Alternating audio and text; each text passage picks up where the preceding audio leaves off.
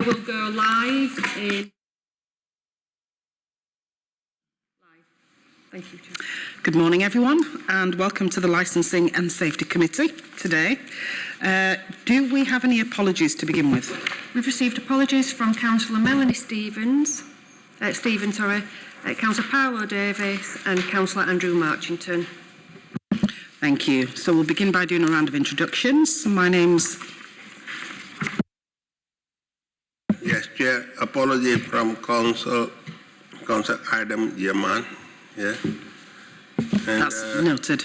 I think Councillor Amar Anwar might be coming late. Yeah, he didn't send me any apology. That's helpful, thank you. Yes. So we'll begin by a round of introductions. My name is Amanda Pinnock. I'm the chair of the panel and committee. If anyone here is a substitute for someone who's given apologies, can you please confirm that you are the substitute for that person, please? Thank you, Chair. Councillor Lawson substituting for Councillor Paolo Davis. Thank you. Thank you. We'll start with Councillor Sokal. Could you introduce yourself? Councillor Sokal, can you introduce yourself?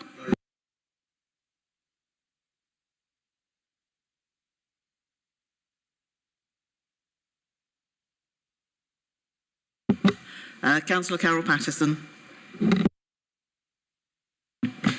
Councillor Joe Lawson for Coslamore and Neverton Ward. Councillor Karen Allison, Newsham Ward. Councillor Adam Gregg, Lindley Ward. Councillor James Homewood from Ashbrow Ward.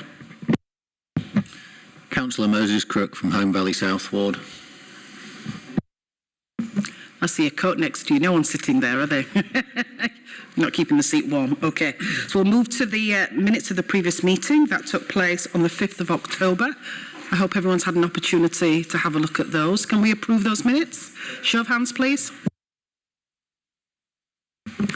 Thank you. It's carried. Okay. Any declarations of interest, anything to declare by the panel? If there are any interest, there's a sheet in the paperwork to complete and hand in. Admissions of the public. This is a public meeting. We have a few people here as members of the public, but also this is webcast too. Any deputations or petitions? We've received a deputation from Mr Badak, but he's not yet arrived, Chair. Public question time. Does anyone have any questions? Press the button.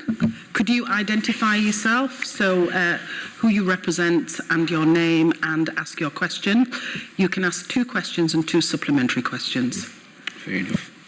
Good morning. My name is Suhail Rashid. I'm a trade rep for the Kirklees Hackney Carriage in Huddersfield. My question is regarding bus lanes in Kirklees. We've been asking for the use of bus lanes since 2012. And this issue has been ongoing ever since, because between highways and licensing, because nobody has the answer who's responsible for the use of bus lanes.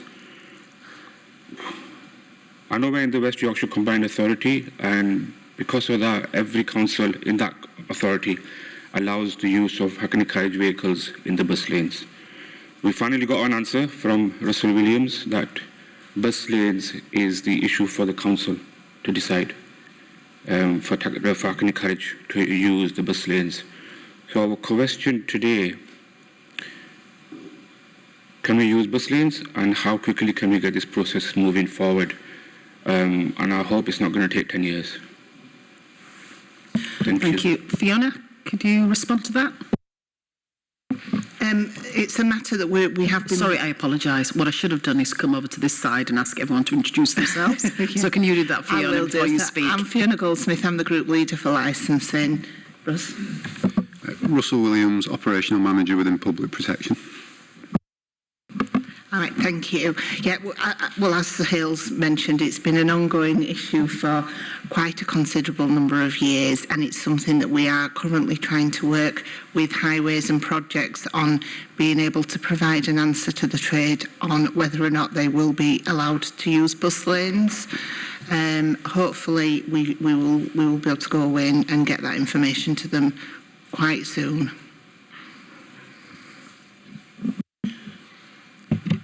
Can I ask? Yes, Councillor. Yeah, I believe the Hackney carriage are allowed to use bus lane on Wakefield Road. Am I correct? I can confirm that I have done a check with all the West Yorkshire authorities other than Kirklees, and all other authorities do allow for Hackney carriage vehicles to utilise bus lanes. But if that's the situation, I think the highway should consider to other bus lane on Manchester Road and Lockwood, I think it's Lockwood Road, to let the Hackney carriage use this bus lane. But it's not decision. I think this committee is up to highway, Do you want to turn it off? Yeah, thank you. Do you have a supplementary question? So who would decide ultimately then, at the end of the day, to allow, either allow or not to allow? I believe it's highways. Any more questions? The gentleman sat next to you, any questions? No. Okay, thank you. I should put it out there. Any questions from the committee? No. Okay, so we'll move on to the agenda item 7, which is the licensing services update, and over to Fiona, please. Thank you, Chair. So this is a regular report that we bring twice a year, and it just provides members with an update to the activities and the actions that the licensing service partake in over the years. It's for this report's purposes, it's data that we've collected from between the 1st of April 2022 to the 30th of September 2022. As you will see from the table at 2.3 in the report, this year we have seen an increase in the numbers so far in comparison to those from 2021 and 2020. Members will note that there have been less driver renewal applications, and the reason for the drop in the numbers for driver renewals is that we have moved to a 3-year licence for people, so we will see less on the figures because it's spread out over a 3-year period. Moving on to the fitness and suitability policy consultation. In November 22, the service commenced a 3-month consultation, which is still ongoing, following the review of the fitness and suitability policy. This is due to end on the 15th of February 2023. If I might add, if members haven't completed the survey, or if members of the public would like to complete the survey, we would appreciate that. I can confirm that as of the 26th of January, I do have the results to date, and so far we have 292 respondents to the survey. 160 of those respondents are members of the public. 107 are via licensed drivers. We've had 11 councillors complete the survey. We've had 4 vehicle owners complete the survey, 3 operators and 6 who ticked the other bracket. As I say, we would like to encourage as many people as possible to partake in the survey. One of the things that has been noted, we've undertaken a few drop-in sessions already with the taxi trade, where we've invited them to a number of venues throughout the borough to come and discuss matters with us. One of the things that we have said to the trade, if they don't want to do the survey, other means, if they've just got issues with certain aspects, it can be written in via an email, they can post something to us, they don't necessarily have to complete the survey. So hopefully come the 15th of February we will have a really good number of respondents, and we will be bringing the report back to members in due course for a decision. In relation to our service standards, at 2.8, members will see that we are working within our service standards quite well. We between April and September, we dealt with 100% of applications within the timeframes we state we will do. With the vehicle applications, 98%, and operators, 96%. Sometimes when we're dealing with applications, there are certain things that can hold things up if we are requiring further information, which is possibly why we're not at 100% for all. In relation to the next item on this report is delegated decisions. So previously in 22, we brought a report to members which was a private session relating to the decisions that the group leader from licensing had taken since the adoption of the suitability policy in 2019. We've been working quite closely with information governance since then to try to find a way to be able to provide information about decisions that can be public. And members will see that from paragraph 2.12, which is page 18 and page 19, and moves on to page 20 as well, there is a list of the decisions that have been taken by the group leader for licensing between the 1st of April 22 and the 30th of September 22. The first decision related to an offence involving violence. So it was a violence conviction that was less than 10 years, and there was failure to declare the conviction on the application form, and there were no circumstances provided to the decision maker which would have encouraged a different decision, and therefore the decision was to refuse the application. If we move on to page 19, the majority, as you will see, of the decisions have related to vehicle offences. The next one is for minor traffic offences, and the first one was a new driver applicant who had 7 penalty points on their licence. The decision in relation to that one was for them to retake a practical driven test, a more advanced driving test, and when they passed that, they were issued the licence with a warning letter. The second one was for an existing driver, so somebody who already had a licence with us, and that driver came to us with 9 points on his DVLA licence. They failed to notify the authority, and they failed to declare the points on their renewal application. The previous history of the person showed that they had previously had other points on their driving licence, and they'd also had what we call a simple caution that had been issued to them, which is because they'd committed an offence at some point, a taxi or private hire offence. They were also dishonest in their interview, and the decision for that one was to revoke the licence. The third one was another driver who was existing driver who had 9 points on their licence. They did declare the points, they showed remorse during the interview, and they had a totally clear history with the licensing authority for the 35 years that they'd been driving. Therefore, the decision for that one was to issue the renewal with a warning, and they were required to undertake a practical driving test within 3 months of the decision. The next one is another existing driver who had 9 points on their DVLA driving licence. They failed to declare the points, but they did have a clear history with the licensing service. Therefore, the decision was to issue a warning letter, and there was a requirement for them to undertake a driving test within 3 months. The fifth one is another existing driver who had 9 points on their driving licence, and with that one, again, the decision was to issue a warning letter and undertake the driving test.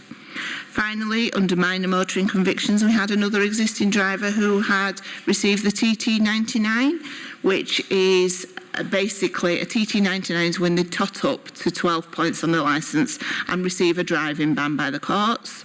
And that decision for that one was to revoke, because somebody cannot remain a licensed driver if they don't have a current DVLA driving licence.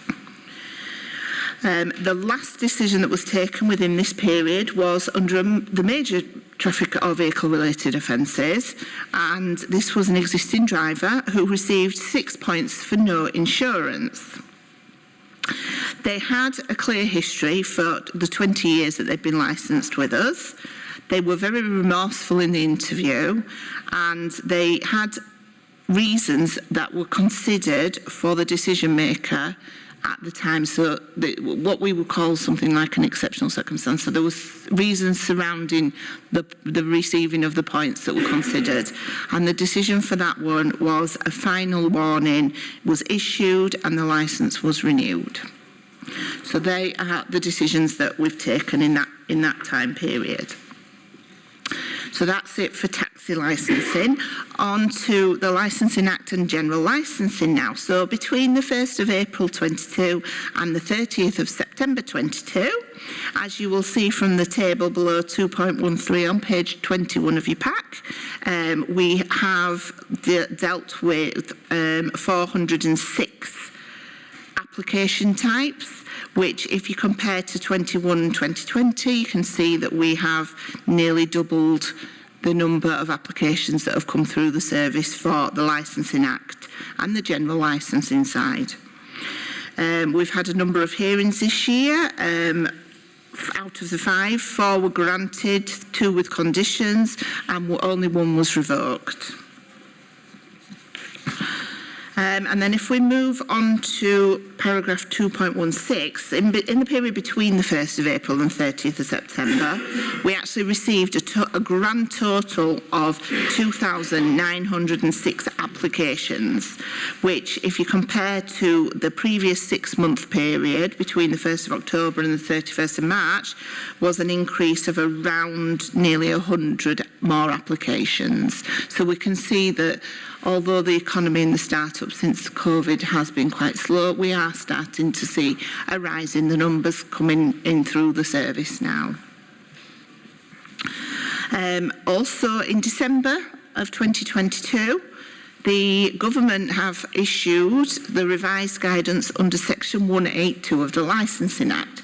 So the guidance under section 182 of the Licensing Act is the statutory guidance that supports the Licensing Act, and this is revised periodically by the government, and interestingly it will coincide with our update to our licensing policy that is due this year. So members will look forward to that report coming to a later committee, I'm sure. With regard to West Yorkshire Joint Services Trading Standards, I thought I put this one in because I thought it would be interesting for members to see. Although when trading standards are within the borough, they're not necessarily always licensed premises that they're visiting. I'd like members to know that trading standards are working within the borough, they are doing checks within the borough, and they're taking action within the borough.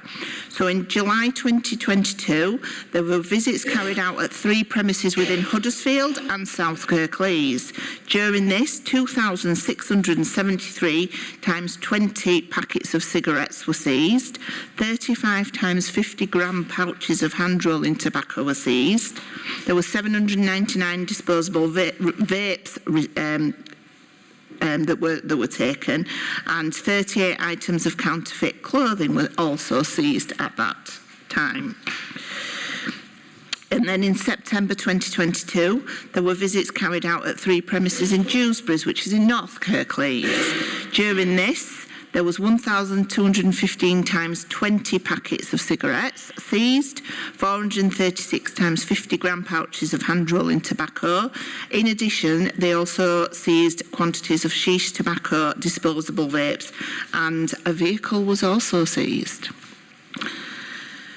Then we'll move on to staffing within the service. So between the 1st of April and 30th of September, officers have actually been out and about proactively, and they've carried out 29 out-of-hours proactive enforcement duties, which is an average of 5 out-of-hours visits per month. So as part of our role to keep the public safe, we've also been working with the police in an undercover test purchase operation which relates to child sexual exploitation. There were 2 plainclothes male police officers who accompanied a lone female to a hotel. And when I say a lone female, the female was young, and they made it clear that she was underage during the journey.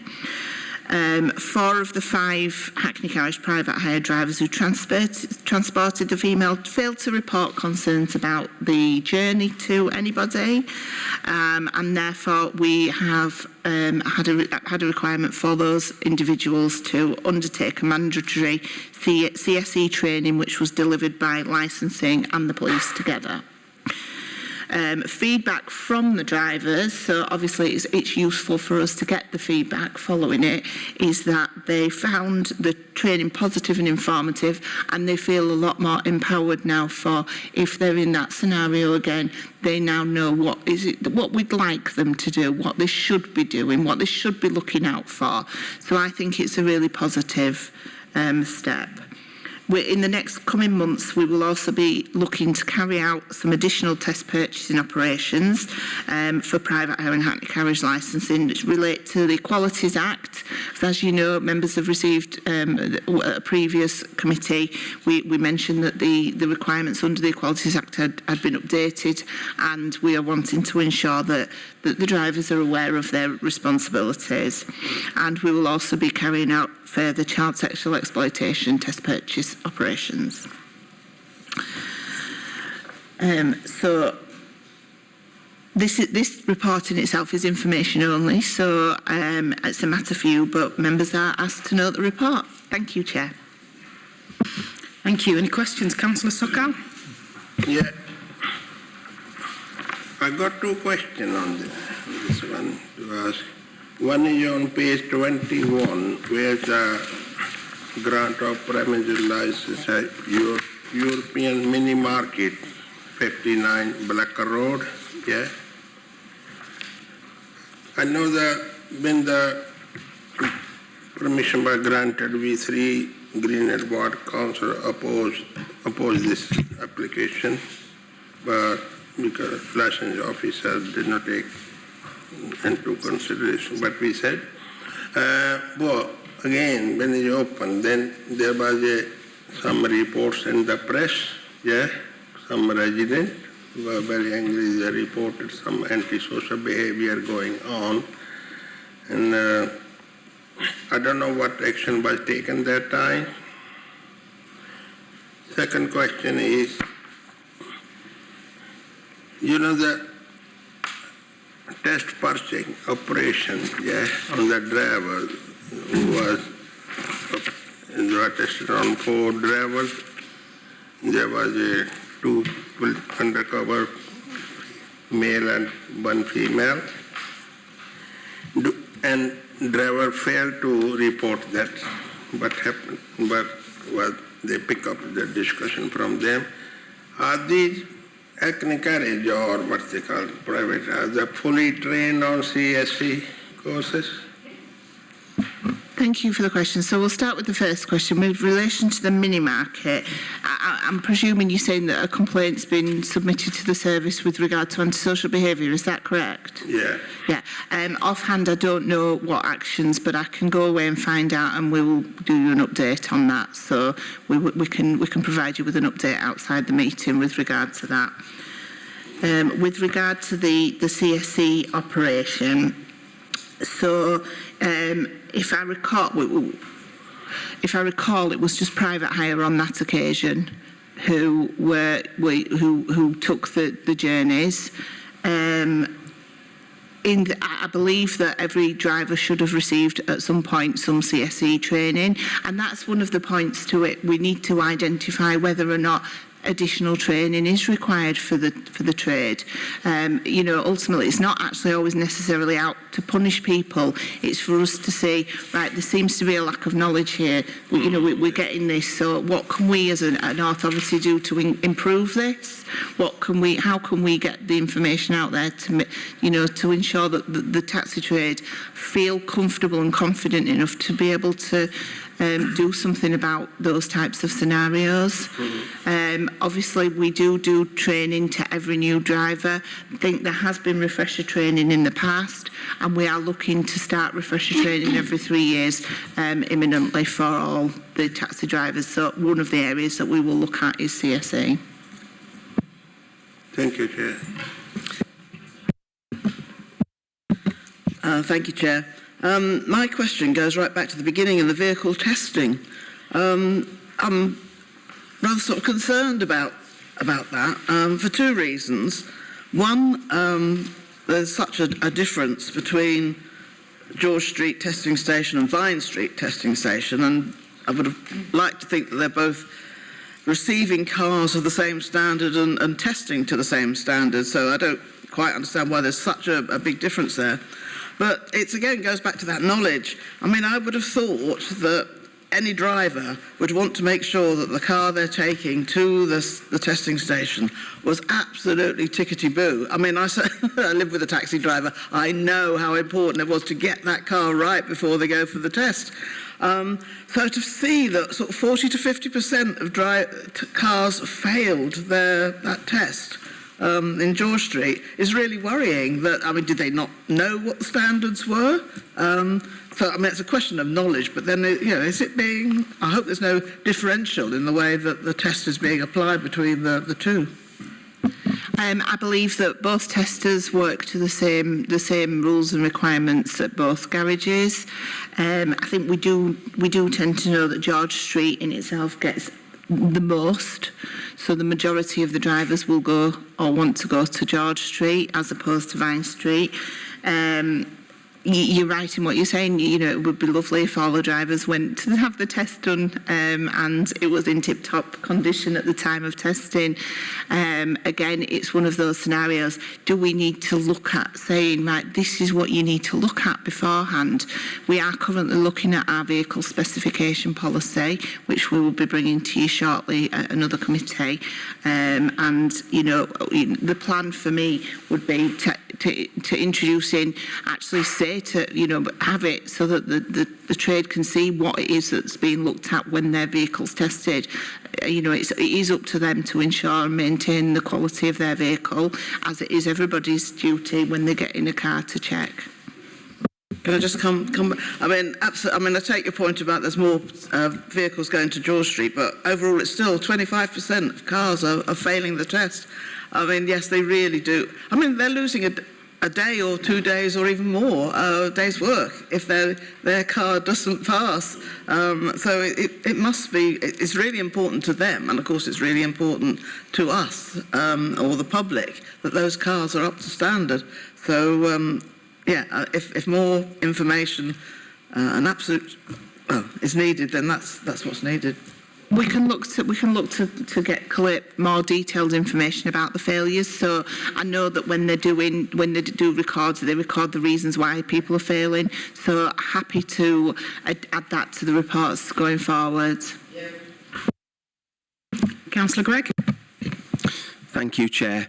I was also going to make that great point that Councillor Patterson suggested, which is actually something I think we talked about at the last meeting. It does seem rather probably a reasonably good reason for the information. I don't know, but it is an interesting one. The other point that I've just got a question on is the page 19 information where it states that several drivers, a number of drivers who've had to retake the test with regards to getting their licence returned. In terms of the decision to make that somebody retake the test for that purpose, is that based on if they've been dishonest? What's the criteria around that? Because it was just in the minor traffic offences column, so I was curious as to the logic on that. Thank you. So in the minor traffic offences, our current policy says at 7 points or more, we would do an officer review of that, and it's likely you would lose your licence. But the policy in itself allows for us to take into consideration factors, so we can take into consideration a whole host of factors surrounding it. I think one of the reasons why we're reviewing the suitability policy, and if you've completed it, you will see in the minor motor traffic convictions, we have gone into more specific detail about what we will be considering when we make the decision, which actually pretty much mirrors how we've been doing it anyway. It just wasn't specifically written down. So if somebody has the points, but we know they're an existing driver, we know the history of them, we know what they've, if they've been a driver for 35 years and they've never had anything like this and something's happened, somebody can give us an example of the reason why something happened, that we would consider. It's a difficult one to say because every circumstance and every situation is totally different, but there are times when somebody can actually evidence something. I will give you an example of one.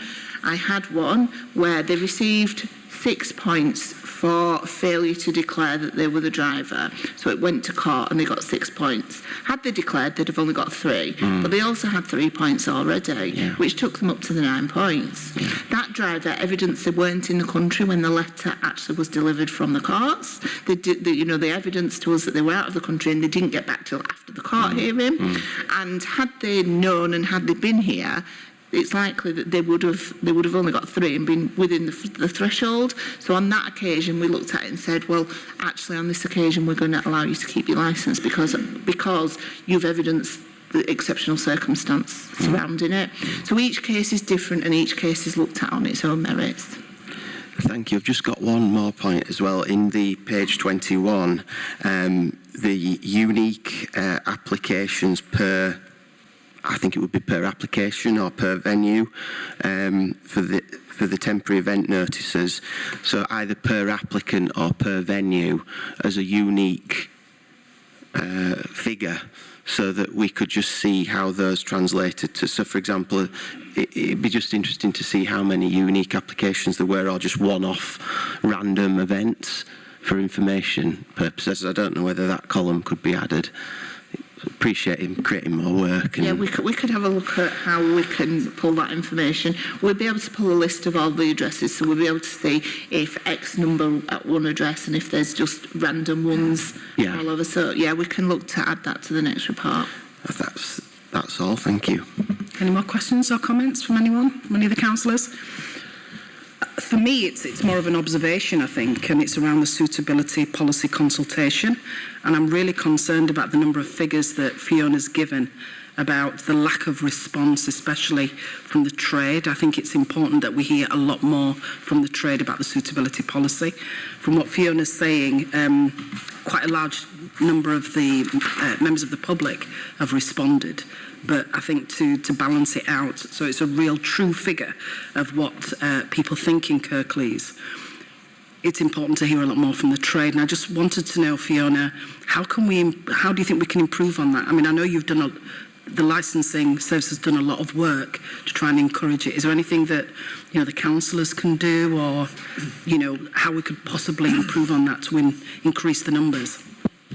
Yeah, I think it is a difficult one because you can never force people to actually complete surveys or submit information to us.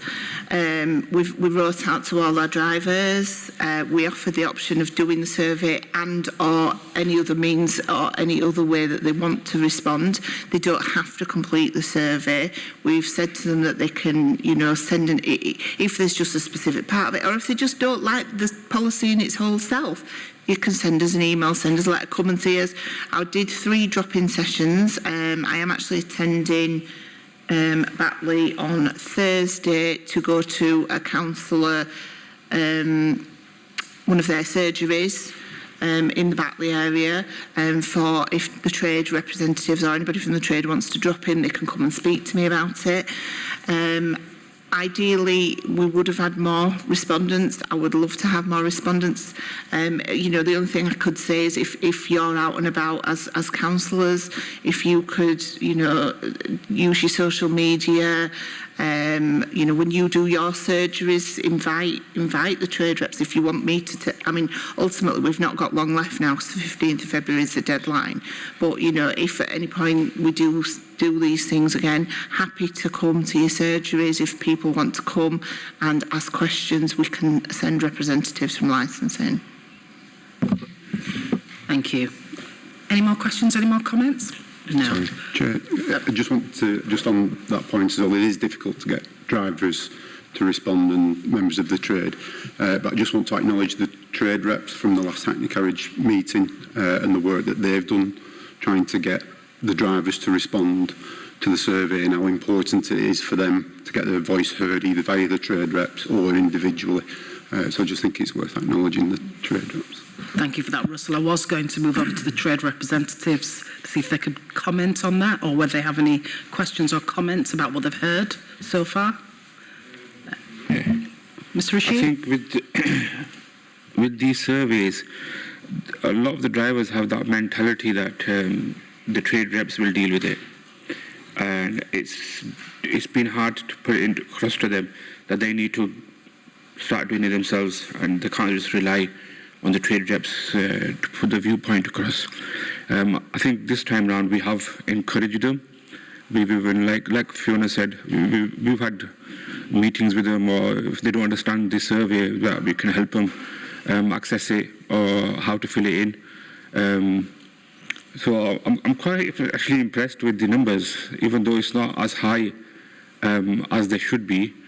They are still higher than what we had last time, which I think we only got 55 responses, and out of that I think was about 30 odd licensed drivers. So I think it's gone up. Let's see what happens on the 15th, I guess. Thank you. Could you just identify yourself and say who you're representing as a trade representative? I'm Akuji Badat from the North Kirklees. I represent Hackney Carriage and private hire. Do you have a question or a comment about what you've heard? Yeah, actually, most of the taxi drivers, as you can appreciate, my colleagues here are from the Hackney Carriage trade. And it's in your information pack that there's about 5,000 or so drivers, but majority of them are private hire. There's only 8 to 9%, which is Hackney trade, with the licensing consult with. The private hire, for several years, haven't had a meeting, and I represent mainly the private hire. And, it was upsetting when Fiona asked me that, who do you represent? And I've been representing them for the past 33 years. So it was very upsetting. The other point I'd like to make is that from my mosque, I do regular programs. Lots of people listen. And because we've got the e-masjid facility, which is via the internet, you could hear it anywhere in the world, leave alone Kirklees. So you could take advantage of that. But, I offered that at the last meeting, which was at the 2nd of March. Nothing's taken up. As far as the questions are concerned, it's very confusing, and I've worked very hard with the other associations, and I've come up with something which hopefully I will, and thanks to my Batley councillors, they've got a meeting with Fiona tomorrow in the Batley Town Hall. Hopefully I'll be showing you this, and I'll be giving these to my members to say that, look, this is how you should be filling it in. And as far as the suitability and convictions policy is concerned, I said what needed to be said in the last meeting, if you want to refer to it, which is still on the web. So if there's anybody that wants further assistance so far as suitability and convictions policies, leave alone licensing, people from all over in the Kirklees Council, from the binmen to the police, they all come and see me if they want something promoting. But you have to do it through the channel, and you've got to come to my mosque, and we'll do it from there. And we've got a great way of purporting this as a way forward. Thank you. We're grateful for your support in that respect, because we do need to increase the numbers. So thank you for that. The gentleman there at the end, any questions, any comments? Lovely, thank you. So as Fiona outlined, that report is to be noted. So moving on to item 8 then, decision making. Fiona? Thank you, Chair. So the decision-making report, this is the second time we've brought this to members. The reason of the report for the report is due to the result of the consultation that we carried out in relation to the Department for Transport statutory standards, which specifically relates to decision-making for the Hackney Carriage and private hire service, and more importantly, who the decision-maker should be. So currently the decision-making for the Hackney Carriage and Private Hire licence is delegated to the group leader for licensing. And the guidance issued by the Department for Transport recommends that decision-making should be the responsibility of a panel of suitably trained elected members. The results of the consultation that we carried out last year showed that many respondents agreed that decision-making shouldn't be necessarily the sole responsibility of one person. At the meeting of the Licensing Safety Committee on Wednesday, the 5th of October, several options for decision-making were presented to members, and these were members' panel, an officer panel, or decisions to remain with the group leader for licensing. The members resolved at that meeting that the decisions should remain with the group leader for licensing until a final decision is made, and they instructed officers to undertake further work to investigate other possible options that could incorporate members into the decision-making process and bring a report back to a future meeting of the Licensing Safety Committee. So the options that we've now identified for members to consider are a members' panel, an officer panel, the decisions to remain with the group leader for licensing, or a hybrid panel which has both officer and member involvement. You can see Appendix 1 of your pack, which is starts at page 34. Under each of the headings, members panel, officer panel, stay with group leader, or a hybrid, we have a table with the benefits and risks and the process and the comments surrounding the processes for members to consider. We have also consulted governance about the proposed options due to the possibility of member involvement in the decision making, and they have confirmed that they would provide governance support to a committee if members were part of the decision making process. So members are reminded that when they make the decision relating to this, if they choose to deviate from the statutory standards, it is permitted, you can do that, but you must have regard to the standards. And when you're making your decision, you will be required to provide reasons why you are not adopting the recommendation under the standards.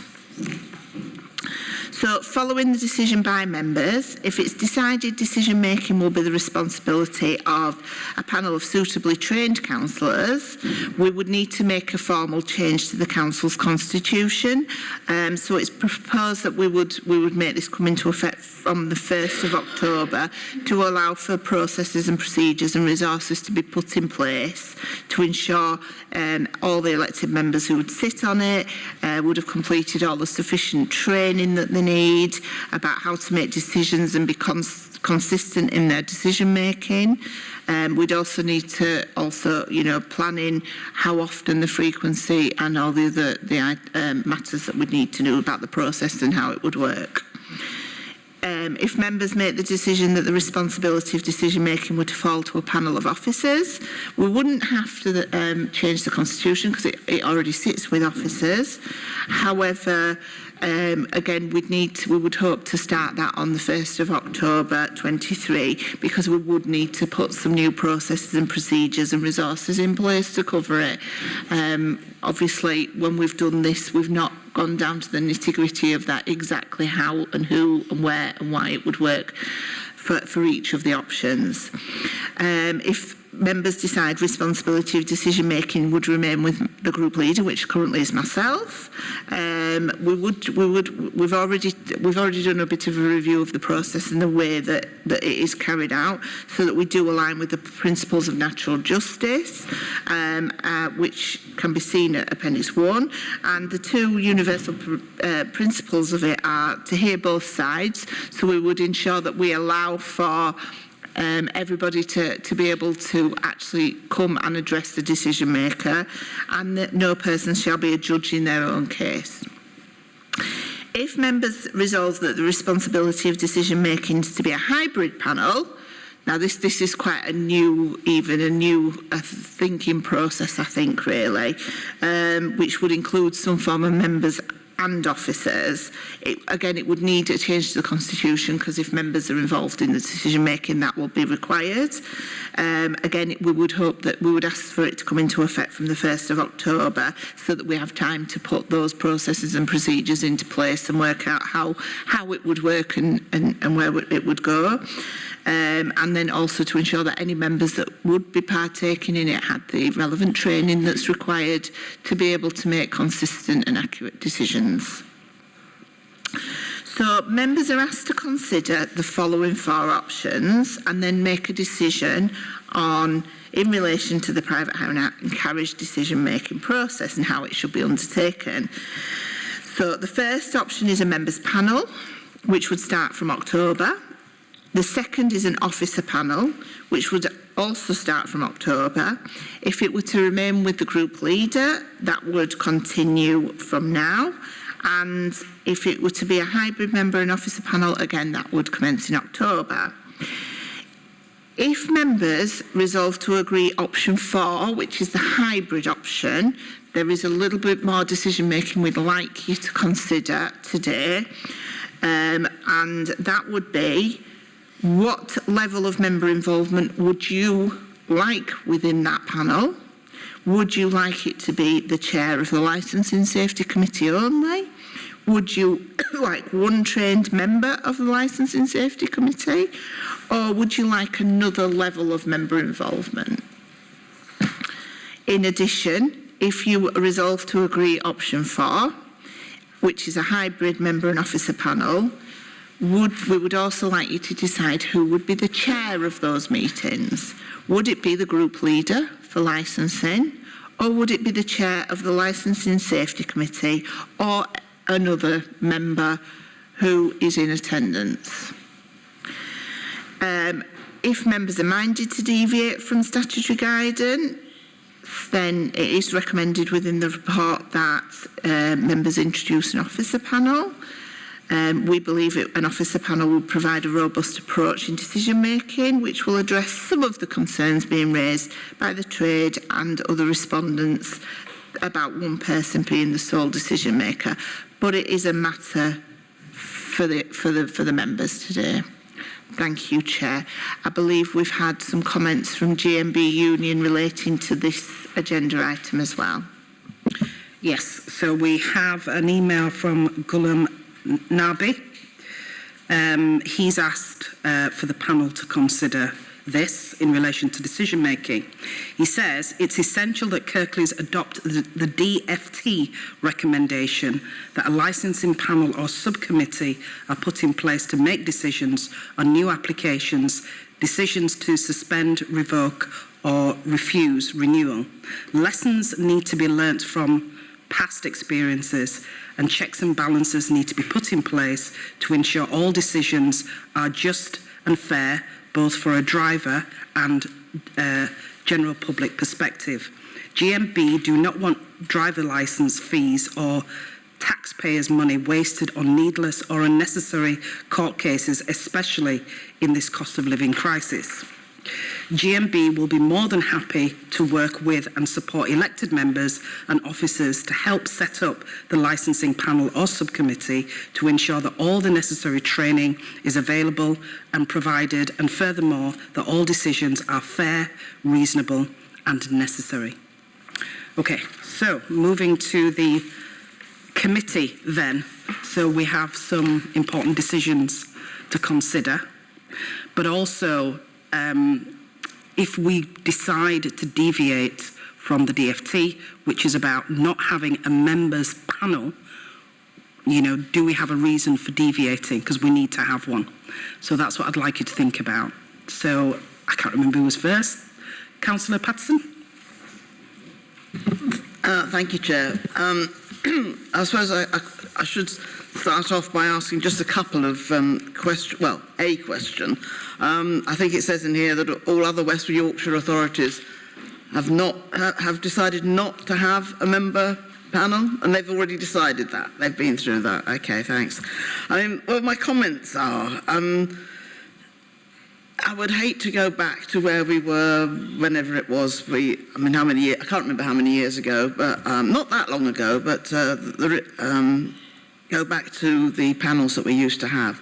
I mean, looking at the numbers, I mean, we're looking at, I don't know, 200 panels a year would have to meet to actually, I mean, if you consider sort of 10 applications each time, that's 200 panels each year. The cost of that is absolutely enormous, let alone the difficulty, I think, in getting some consistent messaging. I mean, because to expect one member or two or three members to turn up to 200 panels a year would be enormous. And you just wouldn't have that consistency in decision making. There is the right of appeal, and yes, it may be costly, but on the whole, I believe that those are few and far between, and that the group leader, who isn't entirely operating on their own, if I understand the process correctly. I mean, they are the final decision maker, yes, but it's following the advice or recommendation for various other officers along the way. And to be honest, I mean, no doubt, I don't know, but she may even ask the chair occasionally what they think. But yes, the decision lies with her. But appeals are very few and far between, and I don't think that's cost. I mean, that is because they would probably lose the appeal. I think there are other ways. I mean, I say there were good reasons, and we could go back to that decision that was made a few years ago to keep it with officers. I'm sure there are good reasons. I know there are good reasons why we did that. And I'm sure the reasons that we gave then for turning to for all those decisions becoming just officers' decisions still hold true today. So if we need reasons, I think there's some reasons there. Because I am advocating that it should remain with the group officer. I mean, I think some of that is costs. I think certainly the time that it takes. I mean, not just I don't mean taking officer or member time. I think it's time for the drivers as well. They want their licence ASAP as soon as they've put their application in. They don't want to wait 3 months for a committee to hear it. So I think there's that time as well. And then I think there's even GDPR issues as well, because if it's a member panel, albeit that it might not be held in public, I don't know, but if members are listening to the personal details of quite a few drivers, they certainly can get leaked, if not... if it's not even made, they're not meant to be public. So I think there are ways. I understand the need for more transparency from the driver's point of view, and I think the introduction of the report that we've had in terms of the decisions that the group leader has had to make in terms of revoking licences is a good step forward. We could add to that by giving a bit more detail. I mean, we've got the detail in here about how many applications have been received and decided, but there perhaps could be a little bit more detail in that, which would give us some transparency. I mean, are 99% of all applications agreed? That's that's good to know, or not, as the case may be. So I think there are ways that we can get. Not get round, but we can comply with the what the government are suggesting that we do. But I think it would be a really retrograde step to go back to having member panels decide on this very a decision which needs to be timely and consistent. And it's an important decision, and a lot has to be taken into account, as has obviously been demonstrated here today. So certainly, I might be being a bit presumptuous here, but I would recommend to still go with option 3, and I do think there are good reasons why we should be doing that. Thank you. Councillor Sokal?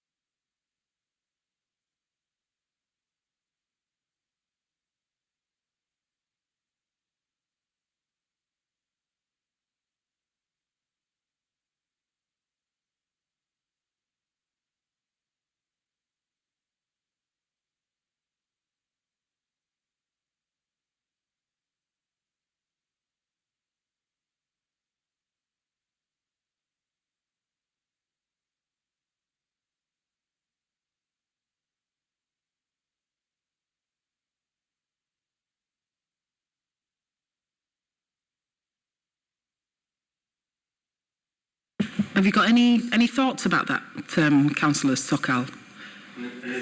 About, I mean, you've recommended the hybrid. Yeah, I recommend. Yeah, so have you got any thoughts about who would possibly chair that?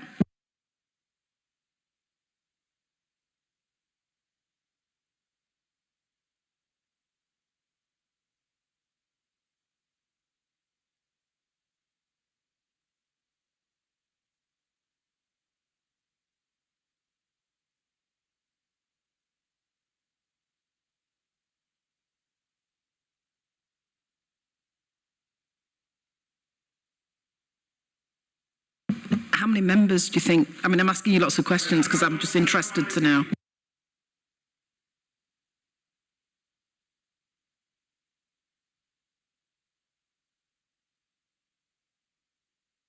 Thank you, Councillor Sokal. Councillor Holmwood? Yeah, thank you. So I think I was the one who mentioned the hybrid panel last time, and I suppose my concern reading through this report, and I don't want to cause more problems than I do, but I suppose my issue with it is what we're being asked to do is make a decision to go against the guidance and basically continue to do what we currently do or have a slightly different officer panel, which I understand. And that seems to me, I know that it's not says that specifically, but that's the kind of recommendation that we're being given to go with. But I feel that when I read this report, I'm not sure that we get enough of the clear evidence of why that is the right decision to take. So, for example, on all of these options, one of the benefits, it says impartiality. So actually, what do we think is more impartial or not impartial? Or is that a bit too subjective to even kind of go there?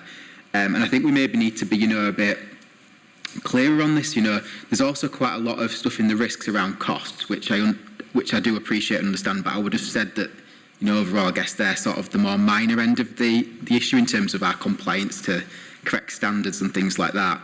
And when you look at what we're saying about the councillor decisions, it's just sort of said, we wanted to simplify the process. I wasn't here at the time, but my understanding was that it was more to do with we thought councillors were making really bad decisions. If that's the case, then I think we need to say that more clearly in our reasoning behind it, because it just feels to me a bit woolly. Do you know what I mean? I think we need to have a strong rationale. And then the other thing was just around, I think, what Councillor Patterson was just saying. I think for me, it's about having some what's the word? Some critical overview or whatever of the decisions that are made. Now, maybe that doesn't need to be a panel. I don't know. I know that that's what the DFT says, but maybe that is via the kind of report that you brought here today about the decisions that have been made, where people had the opportunity to question those. I think, as Councillor Patterson was saying, maybe there's not enough information in there to actually fully understand the decisions. I know you gave one example of a reason why that was deviated, not deviated from, but do you know what I mean? There was an allowance made there. I wonder whether that's the, do you know what I mean? That's the right, because I agree. I don't know how many applications there would be, but I can see the problem of why do we want somebody to sit on 200 applications where they're just going to be, there's no issues to really look at, etc. But I can see the point from a governance perspective of having one person make a decision, and if that person in that role was, corrupt in some way or whatever, and no review of those decisions was made by anybody, I can see the issues with that. But I wonder whether it's worth us building more on what this committee looks at in terms of reviews of some of the revoking decisions, for example, or some of those decisions where there was points and stuff available, whether that's more of an appropriate way of dealing with it. And sorry, last point, I just, what Chair, you were asking Councillor Sokal about this, is I just wonder whether, and I don't want to again create more, but I wonder whether actually we need to have some offline discussions as a committee to help formulate some of these proposals, because I think it's quite difficult for us to come up with a solution, isn't it, in a meeting like this, do you know what I mean? Because it's hard to kind of put everything together. So yeah, those are my thoughts, Chair. You're proposing a fifth option? Well, I guess it's not a fifth option. It's probably one of the officer options, just with an additional kind of oversight of that. Shall I? Okay, so there was just a couple of things that I picked up on in what you were saying. Absolutely, we can build in more to the decisions. The reason why the decisions has been brought the way it has is because we've been working with information governance so that we could make it public.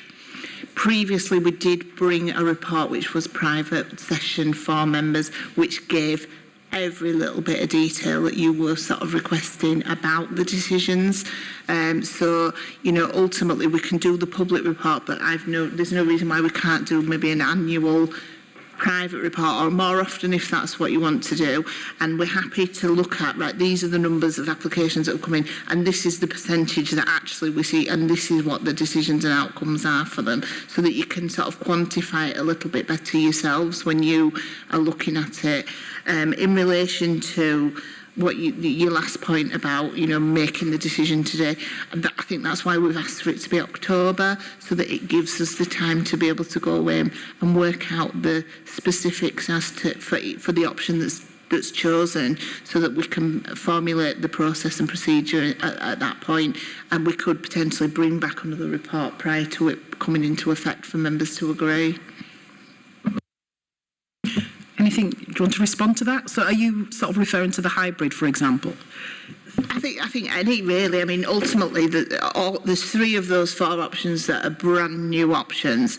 Yes, historically, I'm aware that there was a member panel historically. So, in effect, somehow it's been done before. But do we want to pick up the way that it was before? Do we want to do it differently? So it's a case of once we know which way members want it to go, which way you would like us to do the work on, we will go away, do that work, and bring you back the proposal for the processes and procedures for you to have that more in-depth, detailed look at how it would work. Yeah, so just to respond to it, I think that's fine. What I'm thinking is if we're reminded to continue with or go to option 2 or stay with option 3, I think it'd then be good to build up more of a justification of why we've chosen to do that, and what we put in place to make sure there is some sort of scrutiny of those decisions. And like you say, whether it's through coming to these meetings, maybe the chair has sight of those decisions more regularly, and then the committee reviews them, you know, like quarterly, or just so we're seeing what decisions are being made and can highlight if we think there's, you know, a concern or, you know, or an issue. Just as an example, the one that you went through about the insurance situation. Now, when you just see that on the paper, I appreciate you mentioned there was exceptional circumstances. When you just see that, I would have thought if someone was driving about insurance, that would be immediately you'd revoke the licence because of the danger that causes. But do you know what I mean? So how do we know that you didn't make the decision because it's your mate or something? Do you know what I mean? And I know that I'm not saying that's what happened, but do you know what I mean? It's that level of scrutiny which I think it's getting at, isn't it? To say we need to make sure those decisions are made correctly. So I think maybe we build something like that into it just to strengthen it a bit.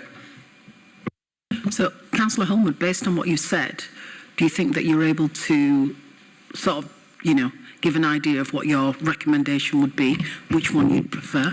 Well, I'm happy with option 2. What, you know, I guess you suggested option 2. The officer panel is more appropriate based on them not wanting a single person making the decision, but then to build on top of that, how the committee can have some more kind of scrutiny of the decisions made, or yourself as the chair, to more just to review the decisions rather than be part of the actual panels, which is the issue I think in terms of the time and sort of not necessity of doing that, just so we have a way of kind of, you know, having some analysis of what's happened. That's helpful, thank you. Substitute, Councillor Lawson. Thank you, Chair. I speak as somebody who used to be on that historic panel when it was member-led, so I can speak with some knowledge about that history. A couple of questions here. One is, would it be necessary to have new applications in the hybrid model at all? I'm thinking that new applications are usually cut and dried. They're usually very simple. Either they're a decline or an acceptance. So I can imagine that if we had some further information that came to light, that might cause difficulties. But would the work of that panel be more about revocation as it used to be. We only used to see revocations, and that was a manageable piece of business because it was set out in a, I can't remember now, was it monthly or quarterly system whereby these revocations would be pooled into separate meetings, and that seemed a manageable workload. In terms of the benefits, I think what we've been talking about here, we have the word impartiality, and Councillor Holmwood alluded to actually what perhaps we should be thinking more in terms of accountability, and that's the word that we should be using when we're talking about going to a hybrid model or a members model. The hybrid model for me has more attraction because that's more about an overview. And it's more about that accountable, that critical eye that comes to play rather than an advocacy in particular cases. So that's kind of where I'm going with that. It would have been interesting to have a little bit more information about the reasons why our neighbouring authorities have given from deviating from guidelines. And I think that would have been an interesting ask here. I think whatever the decision today, if it deviates from what we're currently doing, of course there's a huge, we've referred to this, there's going to be a huge amount of work needs to be done, especially if it's for or the members option, the full members option. So I'll keep my comments to that at the moment, but at the moment I am drifting towards option 4 in some form or another. Thank you. Councillor Gregg? Thank you, Chair. It's been a really interesting couple of last meetings, listening to the proposals from Councillor Sokol and listening to representations from members who've sat on these panels before, and having heard comments from both the officers and councillors. It's actually, I've actually changed my mind. I originally thought that it would be a really nice idea to have a member panel, more democratic, more fair, more transparent. And then I listened to what fellow councillors had told us about previous panels. And I've also listened to what Councillor Patterson has said today as well. And I'm very much of the opinion that if it ain't broke, don't fix it. And I'm not seeing anything that's suggesting that there's any horror stories coming out of the decisions made by the council officers at the moment. So I've actually changed my mind full circle, which I believe we're entitled to do occasionally. But the reasons for that are, put simply, there's been some odd decisions in the past by the members panel. And I think for the cost and consistency and timeliness of it, I think you do have to balance that with the democratic nature of the decisions. However, I hope that, and we have trade representatives here today, I hope that they will recognise that this panel will probe officers with when they come to present their reports with the information. They don't get a free ride on everything that they propose, and we will question them and probe them and try to put across fairness for residents and the trade. So with that in mind, I would be likely very much to stick with the group leader proposal based on the consistency of the decision making and fairness actually for everybody within the trade, because I think that maybe hasn't happened in the past. I don't want to say any more than that, but that's my view on it. Thank you, Chair. That's helpful, thank you. Councillor Lawson, Joe Lawson. Thank you. Councillor John Lawson actually said a lot of what I wanted to say. To me, if we are going to go down to, say, a members panel or a hybrid panel, I don't think we need to be looking at the applications that are literally, they pass. They pass, they fit the criteria to be granted a licence. I would have thought that the work of that would be the ones where, what should we do in this situation? in this situation, the ones that you know that the person is probably going to actually appeal it. And therefore, if that was going to be the workload of the committee, I honestly don't think it should just be a members-only committee. I think we need the experience of the group, of the licensing group leader. I'm very much sort of sitting on the fence with sort of keeping it as it is or going to a hybrid meeting. I would be against it going to a members-only meeting. Thank you. Councillor Patterson. Thank you, Chair. If I could just sort of come back on a couple of things that I said and what other people have said since. Just in terms of why, well, I don't know why other West Yorkshire authorities have made their decision to do that, but one of the things that concerns me is if all four other West Yorkshire authorities are continuing the system as they have at the moment, then if it was seen by potential applicants or taxi drivers that there is perhaps a softer option, and well, I'm not saying that's necessary, but if they saw it as a softer option, I can see that we would have an increased number of applicants coming to Kirklees as opposed to perhaps where they live in Leeds. They're won't apply in Leeds or Bradford or Wakefield or Calderdale. So that would increase the workload for our officers. I mean, we have that issue already where taxi drivers will, or potential applicants will apply to the authority that they feel is the easiest to get through the system. That, you know, that's for one reason why I would like to continue, well, be in line with other West Yorkshire authorities. Just to, I mean, James's point about the members' involvement previously. I mean, yes, there are horror stories of from when it was a members-only panel, and some very unfortunate decisions, and I won't go into detail, but I mean very unfortunate decisions were made by previous member panels. And the trouble is with member panels, more so than with an officer panel, members are open to lobbying and to persuasion by anybody. I'm not saying that members will necessarily accept that or operate on that, but it would be something that we, as members, would have to factor in when making decisions. I'm sure, yeah, there would be lobbying going on behalf of members. It would be costly, more costly, whichever option we chose. Even just an officer panel will be more costly, albeit than the existing system, though. That would be minor in that particular case, I think. And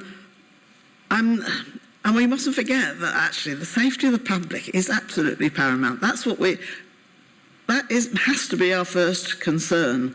And our second concern is that there is consistency and fairness for the drivers, and that good drivers are rewarded by having getting through their, no delays in their applications or their renewals or whatever, and they don't want necessarily to have their applications or renewals dragged down by the fact that we have a few applications that we really need to spend time looking at. So, because this system, I'm not sure whether we can just look at, I mean, I know we did before, just look at cases where the licence is to be revoked. I'm not sure if that's what the DFT guidance is suggesting, but we wouldn't want good drivers to be held back by any additional processes or costs. I mean, because the costs of any member panel, which are more than just allowances, it's the officer time well, yes, it's officer time, etc. That wouldn't just be passed on to the people who are having their applications heard. That would be passed on to all taxi drivers. So, I mean, that would not be fair, I don't think. So, those are just some additional comments. I mean, certainly if it was to be a hybrid member officer panel, that would be my second choice. First choice would be remain as it is. Second choice would be the hybrid thing. And if we were to go for the hybrid model, I think it would only be the chair of the licensing and safety committee that should be involved, and who chaired that would be, it would be the chair of licensing and safety. Thanks. Councillor Lawson. Thank you, Chair. Yeah, absolutely, Councillor Patterson. Public safety is first, absolutely paramount. You're quite right to bring us back to that point. And also your point about revocations, whether that's actually possible, whether it's actually in the detail of the new guidance, that would have to be sort of dug out and gone into, of course. Just a pure nuts and bolts issue, that if we were wanting a separate meeting on just revocations, that could happen as a private meeting pre this meeting. We do similar things in panels with yellow papers and financially sensitive information. So we basically tack it onto the main meeting, and that might well be the solution to some of the extra costs. Obviously, there's going to be extra officer costs with preparation of cases and what have you, but given the number of revocations we looked at last year in the previous report, they're not onerous. There are a handful of revocations, so maybe that would be the mechanism that could be used. Councillor Soka. Thank you, Chair. Chair, when we talk about the cost to council or we didn't talk about the cost to taxi driver when they go to courts. Yeah, it's costing too much to them. Some taxi driver I heard they're now going to court because the cost, they can't pay the cost against the officer decision. So we need to take into the cost on both sides. But then we're talking about the West Yorkshire Combined Authority System and some other suggestion coming in.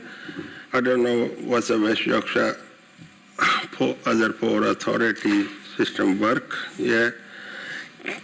Can I propose? I think I heard quite a few members.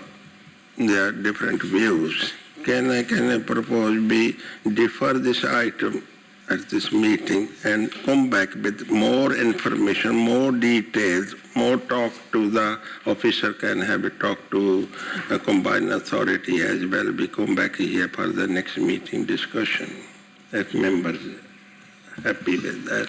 Can I understand what you're saying? So what you're suggesting is that we adjourn this off to find out why neighbouring authorities have made the decision that they've made, which could help us inform what we want to do. Yeah. James, Councillor Holmwood. Yeah, just based on what the discussions had, I think just wanted to touch on the officer, the one officer decision versus the panel as well, because I think that's obviously part of this discussion as well, isn't it? Because I know there's this thing about one person making the decision. And I just wonder if was discussed there, if we had a fuller report at the start of each of these meetings with the decisions that have made so that they can be reviewed, whether that then means that is almost a little bit like a hybrid in the sense that the office is still making the decision, but there's some overview of those decisions to make sure that we don't feel there's any decision being made that shouldn't be. And then does that kind of negate the need to have like an officer panel, because there is some built-in overview there. And I think we've said before, haven't we, that it's not like at an officer level you just make the decisions in isolation anyway. If advice is needed or a second opinion, you would seek that anyway. Because I can see, again, I don't know when we're talking about officer panel, whether we're talking about just two people or 5 people or whatever, but obviously the more people you have, the more the more just time it takes, doesn't it, really, of getting everybody in the same place at the same time to review it. So I just wonder whether if what we're saying is that we should kind of go down that route a little bit, but just come up with some more detailed options of what that could look like you were saying about how it would actually work in practice. So just to understand, so you're proposing that it's adjourned so that that can be looked at and brought back to the panel?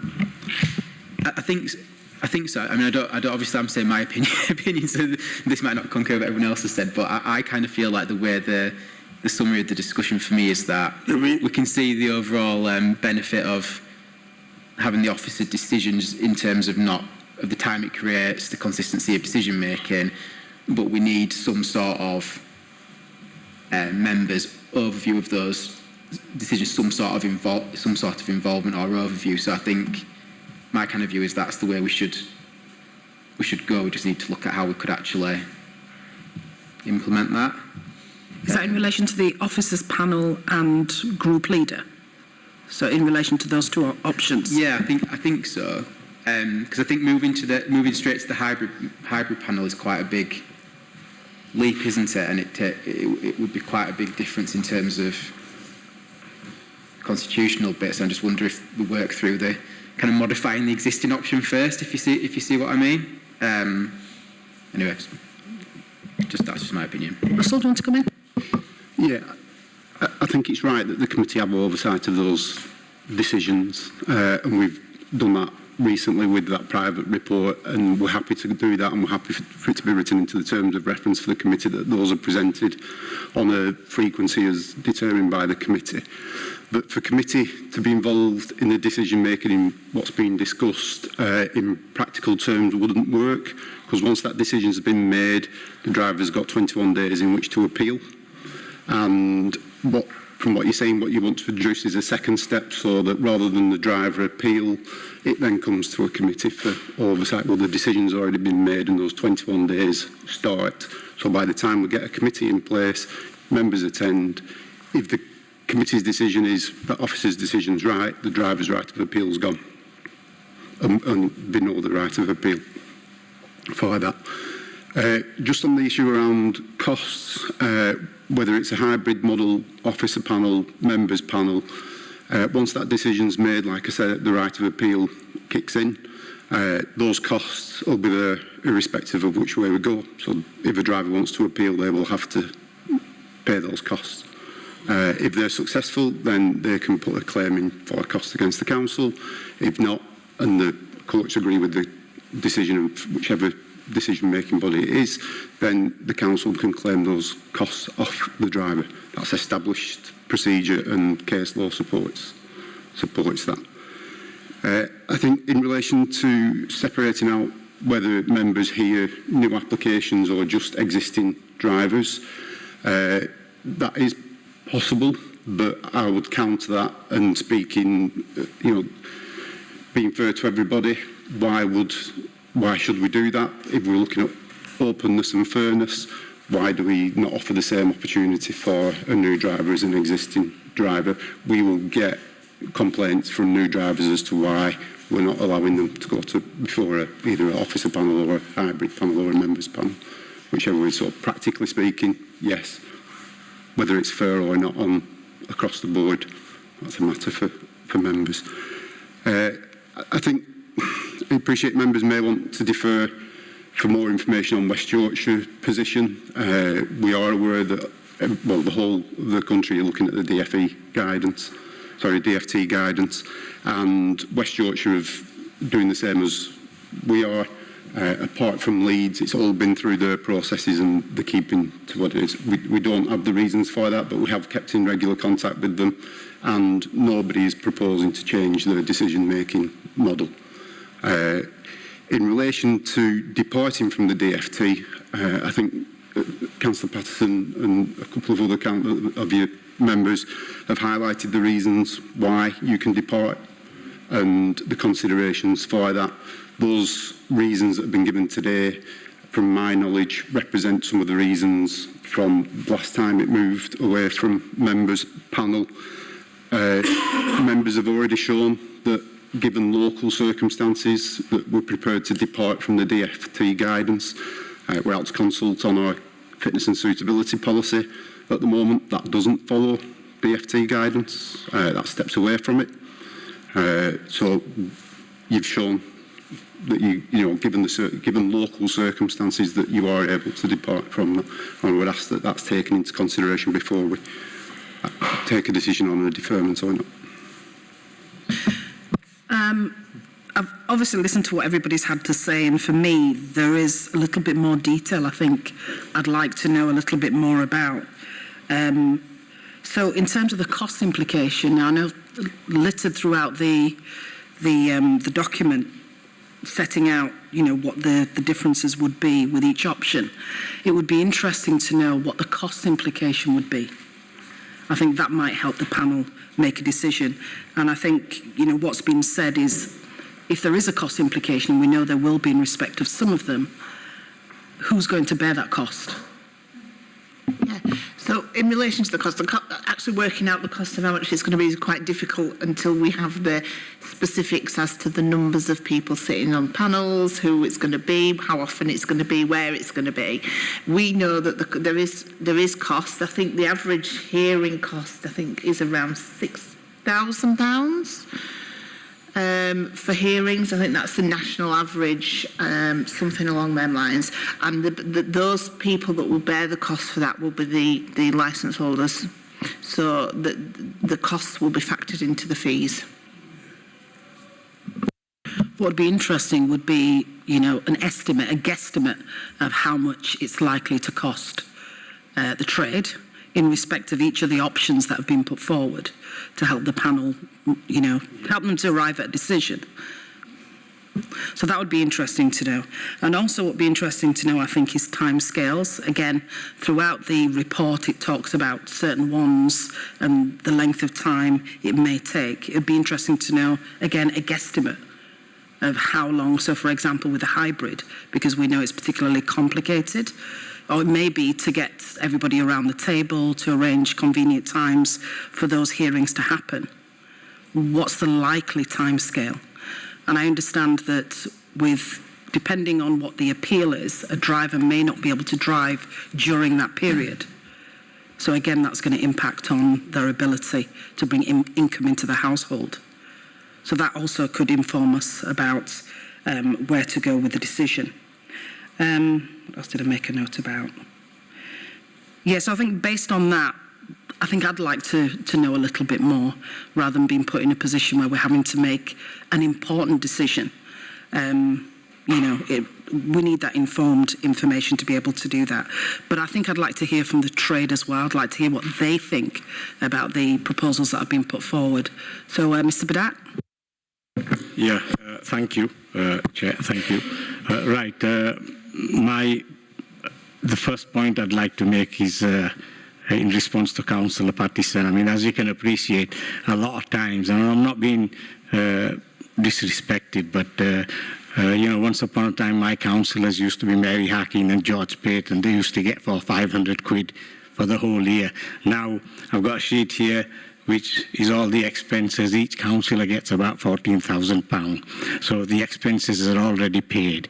But to be on a justifiable note, I think the proposal should be okay, and DFT, so far as DFT has made it, you shouldn't deviate from it. I think something like Julie Muscroft should advise on that, because in Leeds they even involve the trade with the panel, with the hybrid panel.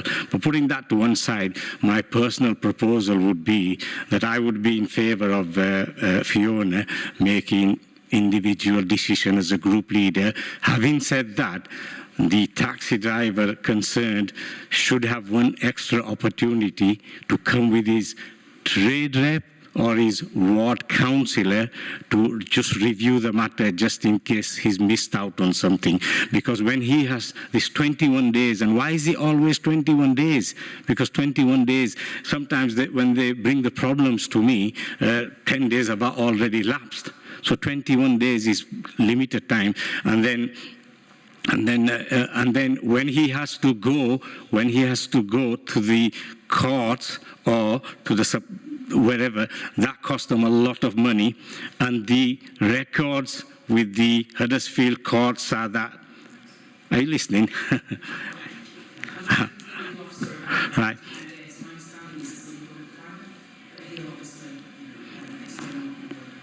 Yeah. So my proposal is to leave it with the group leader with an option of, giving an opportunity to the person to come with his trade rep and, sit down with a cup of tea and explain the situation again, see if the group leader would change his mind, there's something new with the evidence, or with his ward councillor. That would be my proposal. And I do understand where the cost is coming from, but that's not really relevant to this matter.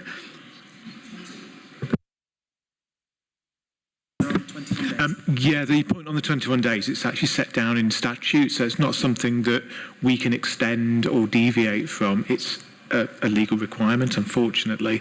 So I appreciate what you're saying, that sometimes that clock can tick down very, very quickly. But maybe that's something for the committee here to consider, how we can best operate within the constraints of that 21 days. Can I just ask a question of the officer, the legal officer? Are there exceptional circumstances where someone can apply for an extension to the 21 days? I don't believe there are. I believe it's a fixed 21 days to not lodge a notice of appeal.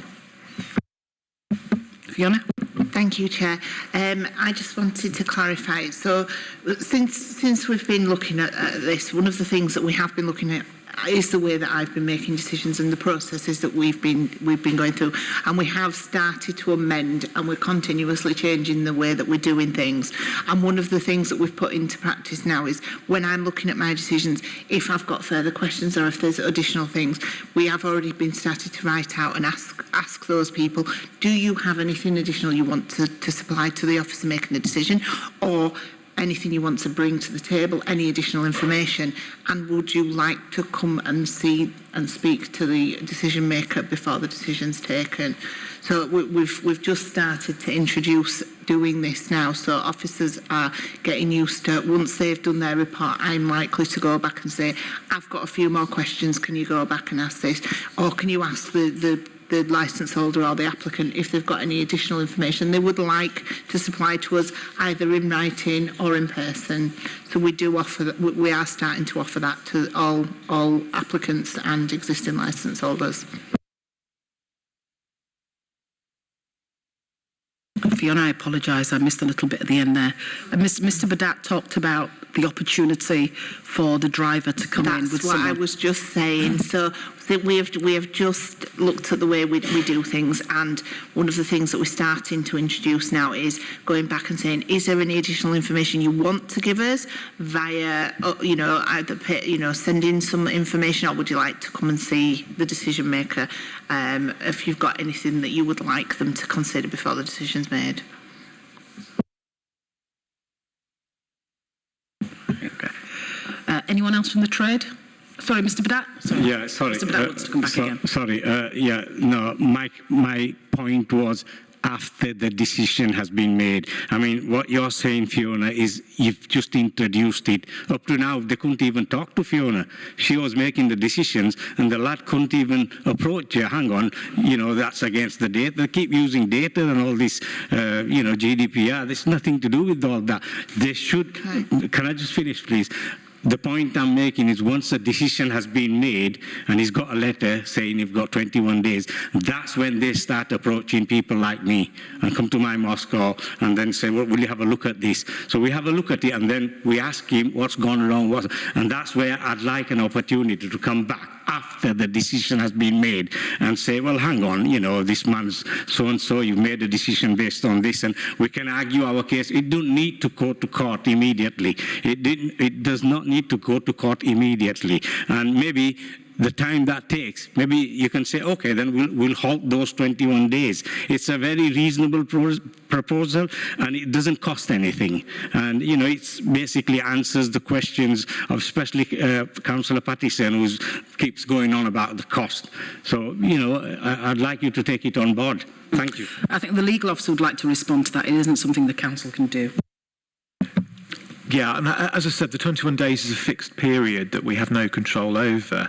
What we have control over as an authority is when a final decision is made. So I think the group leader was talking about making, if you like, a preliminary decision and then offering the affected driver the right to make representations and responses.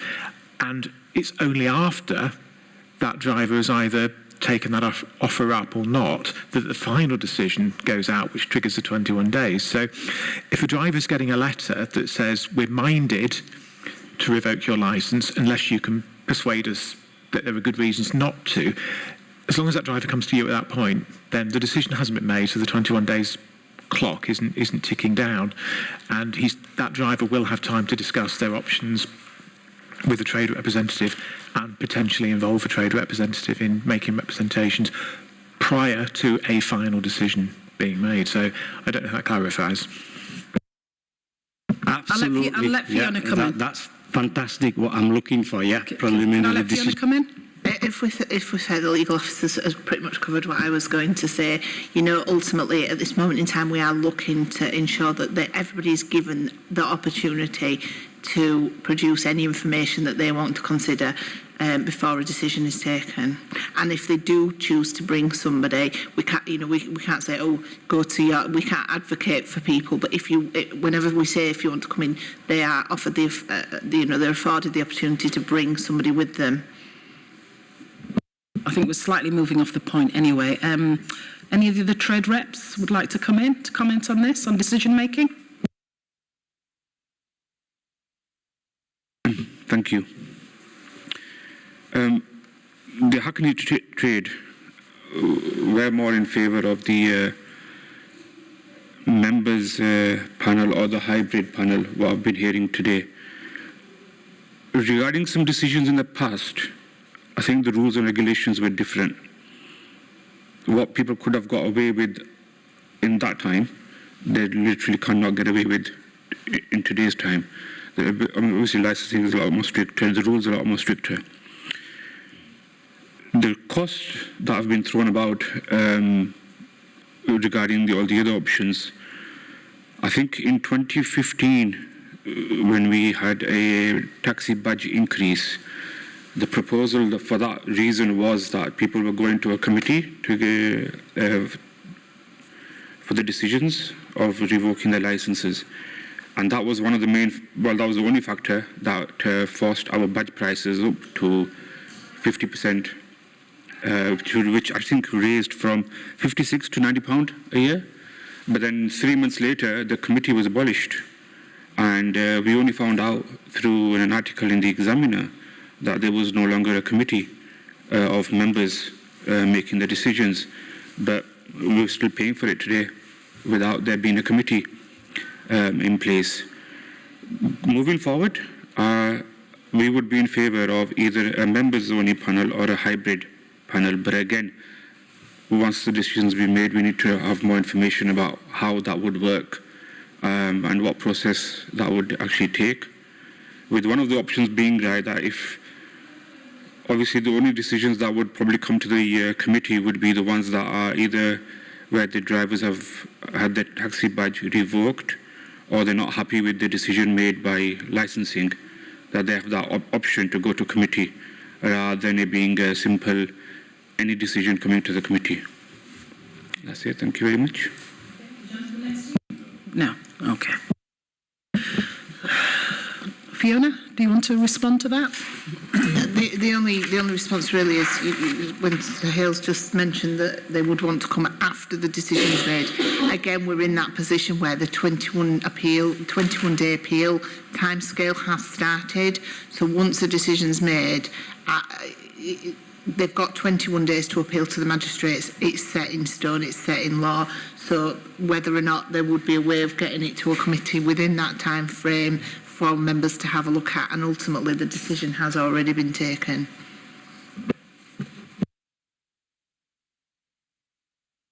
Yeah, sorry, just 2 quick points. I'm just not sure, I understand the thinking behind it, but I'm just not sure about the thing about members only look at the ones where they're being revoked, because I think actually the risk, like we were talking about, the risk to the public obviously is the ones that are granted, and that's where the actual risk is, isn't it? You know, you'd hope that if you were making good decisions and there's a good reason to revoke a licence, that really the members would have the same opinion there. The issue would be if someone was acting inappropriately in an officer role, for example, might be approving licences that they shouldn't be, etc. I think that's probably where the actual more risk is from the scrutiny of the decisions and the transparency of the decisions. So I'm not sure that that actually captures probably what the DFT guidance is related to.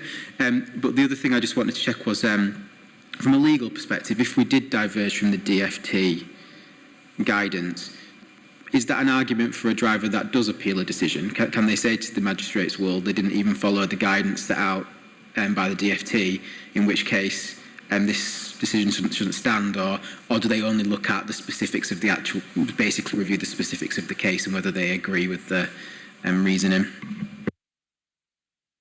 Yeah.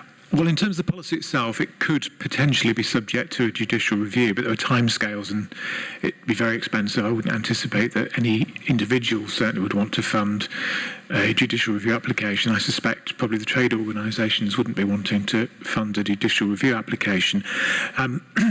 In terms of any appeals that are made following a decision made, say hypothetically, if we ended up with a hybrid panel, the hybrid panel made a decision, that decision was then appealed to the court, then no, it wouldn't be a factor that the court would take into account, the fact that we've deviated from the policy. Any appeals that go to the Magistrates' Court act on the basis of being solely a rehearing. So what they're doing is they're looking at our policy and they're looking at whether any decision that was made, regardless of who it was made by, was made in accordance with the policies. In other words, they're wanting to check that it was a rational, proper, reasonable decision based on the facts. So no, any hearing at the appeal stage at the magistrates would simply be a rehearing. It wouldn't be picking apart, or if it does, that would in turn be inappropriate. It's all about hearing the evidence again and having a, if you like, a second go at the decision making. And it's not appropriate for anybody who is appealing to ask the courts to pick apart or look at the decision making process by the council. Thanks, Chair. I mean, I do understand what the drivers are saying, but actually what the drivers are talking about is an appeal system. It's not what we're being asked by the DEFT, which is to involve members in the decision-making process. So once, I think has been said by everyone, once the decision has been made, be it under option 1, 2, 3 or 4, there is still the question of an appeal to the Magistrates' Court, which would still cost. And that, I think that's what you're really asking for, is that appeal system. And of course, I mean, I think what Fiona's been saying, that she does at the moment sort of allow as much information to be given to herself and or other officers, so that to make sure that the proper decision is made. I mean, I could ask the officers, because I don't know, how many cases have gone to appeal to the courts this year? Well, not just this year. How many do end up in court? I mean, I can understand perhaps the cost of going appealing to the courts does put somebody off, but how many have gone, and were any of those successful? I mean, I think that what you're actually asking for is that appeal system, not. And just about the issue of costs, I would hate any decision just about what we're talking about now to be just made on cost, because in some ways cost should be irrelevant, because if it's the right thing to do, then it's the right thing to do. And if it ends up as being an extra £5 or £6 or £7 on a trade badge, then that should be irrelevant. There has to be other factors, not just the cost involved in this. So, but I mean, I don't know if officers can answer the question about the appeals to magistrate. We were just discussing how many appeals we had, because off the top of our heads we couldn't actually tell you. I think we're probably at around 20 plus. And if you average out, I think we're at about 98% success rate. I think we've lost two. We've lost two, I think. Since I was in post, or in the last 4 or 5 years, it's been. So you don't put your mind on that. Yeah, so in the last, since when I came in post as group leader and with Fiona, there's probably 20 plus appeals that we've had, and from memory, I think we've lost 2. And that's over what, 5 years? 5 years-ish, yeah. Okay, so I think we need to move to some decisions then. So it looks like there's 5 options on the table. One of them being to put this off to obtain some more information from officers to help us make an informed decision about where we want to go. I know that's been suggested by Councillor Sokal, it's been suggested by Councillor Holmwood. So can we have a show of hands whether we want to put it off so we can get some more information?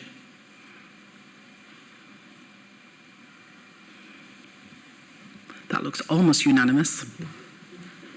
Okay, so there's no point in going through the others.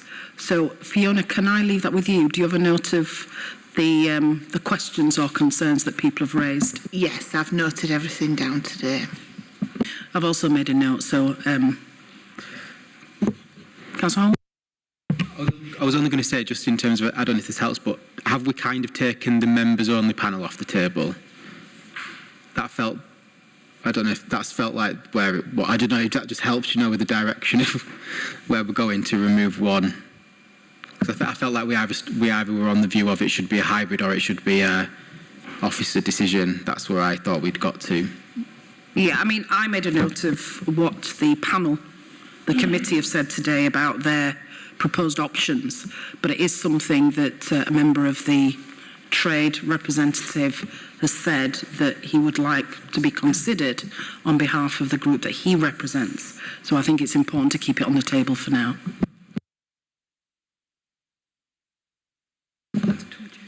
Okay, so that's to be adjourned off until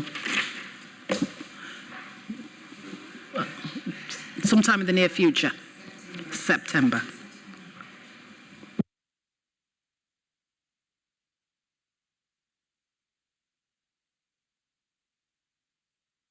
Just around June time, I think. So adjourned off until the near future. Okay, so moving on to the last item, item 9, which is around terms of reference for Hackney Carriage and Private Hire Association meetings. Thank you, Fiona. Thank you, Chair. So the purpose of this report today is to seek members of the Licensing and Safety Committee's approval for the proposed terms of reference for the Hackney Carriage and the Private Hire Association meetings, and this can be shown at Appendix 1, which is page 55 of your pack. So previously, prior to me starting in my role as group leader, it was agreed that due to the differences between the Hackney Carriage and private hire trades, the meetings would be separated into a Hackney Carriage working group, and then we would have another working group for private hire, which would enable us a more focused means of engaging with the two trades. The meetings are currently chaired by the licensing service and don't have member involvement. However, the chair of the Licensing Safety Committee does tend to attend where possible, just as a spectator and as a supportive role. Adopting this approach has ensured that there's a level of separation between the decision-making body, which is the committee, and any policy issues and suggested changes that might be made at the meetings. So on the 17th of December, members were asked to endorse and approve the terms of reference shown at Appendix 2. I didn't put the year that was in. When was it? December 2020? 1921, which my apologies, that should have gone in.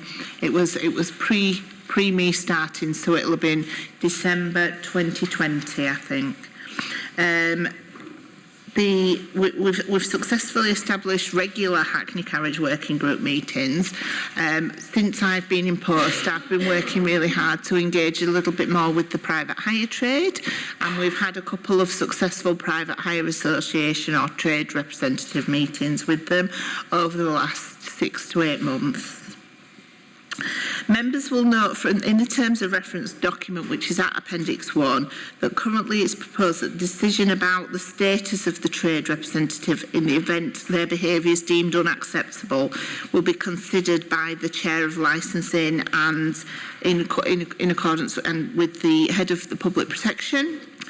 However, members have been asked to consider whether they think that's clear enough, so whether it should just be a decision made by the Chair and the Head of Public Protection, or whether we should actually sort of expand on what we have got within the terms of reference to make it more clear and open as to the decision we would make and why we would make that decision. The additional details that members are asked to consider is as follows. If the normal standards of behaviour as set out in this policy are not followed by a trade representative at any time, i.e. during trade meetings, during day-to-day communications, either in person or writing, or during supportive duties of members of the trade, the licensing authority will consider the removal of the individual or, in the case of a collective behaviour of an association, from being a trade representative or association. In most circumstances, it is expected that minor breaches of the standards of behaviour set out in the policy can be dealt with informally between the licensing authority and the individuals concerned. So if there's minor issues, minor disagreements, generally they will be dealt with between the parties. However, if there are repeated breaches of the standards or significant breaches, such as violence or aggressive behaviour and/or derogatory or abusive comments, it will result in the removal of the privileges of a person being a trade representative or association. The following procedure will be followed where possible. At the time of the breach, an officer from the licensing authority will inform the individual that their standards of behaviour had fallen short of the expectations and give an opportunity for the behaviour to be modified informally. In the case of repeated breaches or serious breach of the expected standards of behaviour, a warning letter would be sent to the individual or the association setting out the situation and again asking for the behaviour to be modified and warning that if it continues, they will be removed from being a trade representative or association and no longer be recognised as such. If following a warning letter there's further breaches of the standards of behaviour, the licensing authority would then consider the removal of the trade representative or association. And following the decision of the licensing authority, the individual or association will be notified in writing and the members of the trade represented by those individuals or association will also be notified. Then we would also notify the Licensing Safety Committee of any decision at the next possible committee meeting. If the trade representative or association has any complaints against the behaviour of an officer of the licensing authority, so for example me, it's expected that they could follow the council's complaints procedure, which would deal with any issues for officer behaviour within the council. The terms of reference have also been circulated to the newly established Private Hire Association members and the trade unions, namely GMB, Unison and Unite, for comments. GMB have responded and they've stated that they have for some time now been promoting the GMB Charter, which you can find at Appendix 3, page 59, and they would like members to consider this in line with any terms of reference that we are introducing to make sure there are no conflicts. GMB have also stated they've been working on a constitution for private hire drivers and they've provided a draft document for consideration which you can find at Appendix 4, which is page 63. Officers would also like to ask members for clarification on the level of member involvement in the meetings. Currently, the chair of the licensing committee does attend. However, officers have been receiving requests from ward councillors who don't sit on licensing safety committee to attend the meetings. Members will note the original terms of reference that are Appendix 2 does clearly say there should be no member involvement. So officers would like clarification from members as to whether there should be member involvement or not within it. So we have a number of recommendations. The first recommendation is for members to note the report. The second and third recommendation, we would like one decision for those, and that is either to approve the terms of reference as it is at Appendix 1, or for members to approve the terms of reference with the addition of section 2.7 of the report in relation to how we would deal with disputes from trade representatives. Members are asked to consider the charter provided by the union GMB at Appendix 3 to ensure that there's no conflict with the proposed terms of reference. We would like members to consider the GMB and Leeds Constitution, which can be found at Appendix 4, and decide whether to instruct officers to liaise with GMB and Leeds and other West Yorkshire authorities to try to standardise this across the region. We are also asking members to delegate to officers to make any minor changes to the terms of reference in future in conjunction with the chair of Licensing Safety Committee. And we would also like members to provide officers with a decision regarding member involvement in the association meetings. It is recommended that members of the committee agree to members other than the chair of the Licensing Safety Committee only being permitted to attend the association meetings at the explicit request of the trade and for observatory purposes only. So it's a matter for you, Chair, and again, GMB have submitted some written comments they would like the Chair to read. Yeah, so I'll read those now. So it's Ghulam Nabi, GMB Branch Secretary, has said in respect of this item, terms of reference, we do not have any issues with this as long as all trade members have a fair representation and that members have opportunities to properly engage with their representatives so that their views are properly represented at the meeting. Okay, questions, comments, anyone about this agenda item? Councillor Patterson. I'm sorry, just the first comment that, well, the only comment really that I think I've got particularly is I don't understand what the point of ward members turning up at a trade meeting. I mean, the trade meetings are for a joint consultation between the officers and the trade, as far as I understand, and they're to help inform. I mean, inform decisions that officers might be making in terms, not in terms of individual drivers, but in terms of processes and things like that.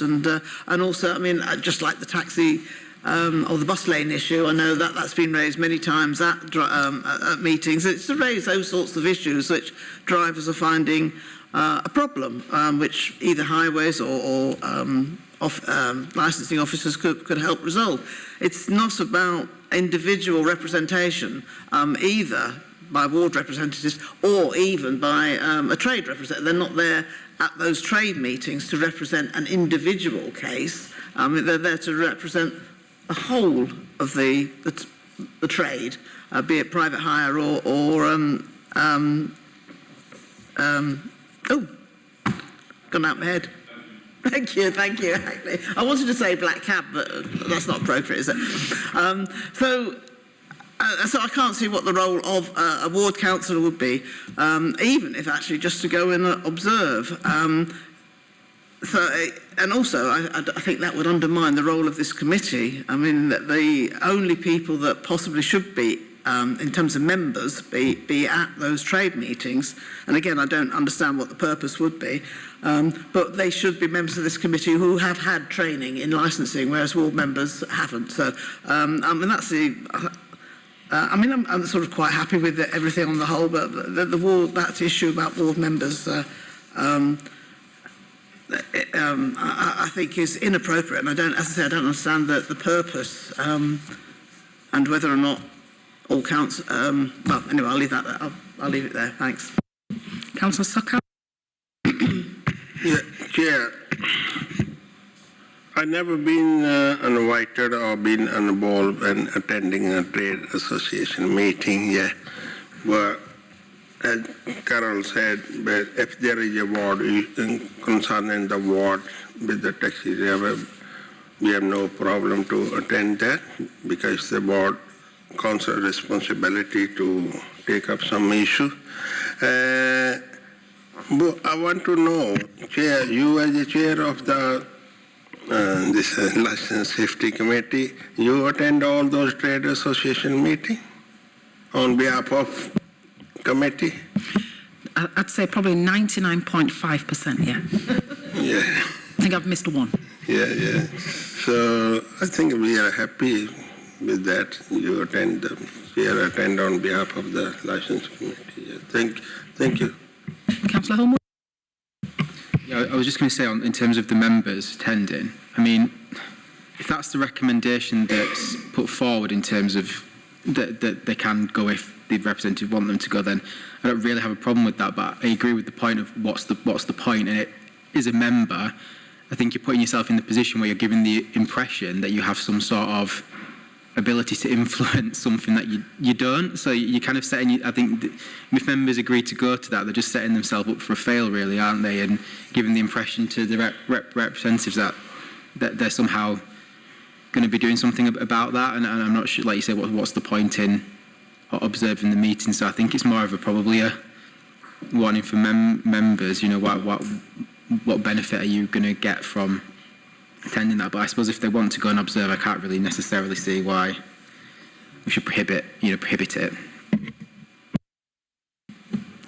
Anyone else? I'll move over to the trade. Thank you. As you can appreciate, some of you councillors come from areas where there's very few taxi drivers, you know, within your constituency. Like Batley East is full of taxi drivers, and my 3 Batley East councillors are wonderful. They like listening, they like to know what's going on, and that's one of the reasons why I think my councillors would like to be as a silent member in the trade meetings to see what's going on, because many people, many taxi trade would like to have meetings with you guys who actually make the decisions. And, you know, we'd like to express our, I mean, in this 2.5 hours meeting, we've got limited say. I've even put down for a 5-minute deputation, which probably time's going out, and we'd like to actually influence you with what we've got to say from our side. That's my response, because we are encouraging our our councillors to see if they can participate as a silent member so they know what's going on. And further from that, Mr. Rashid? Yeah. I'm happy to have where it's going, to be honest. We worked with licensing to come up with that terms of reference. We don't have an issue with it. And regarding the issue with the ward councillors, I have no comment to make on that. That's for you lot to decide. Thank you. Valin, the gentleman next to you, any comments? Lovely. Okay. Councillor Sokka.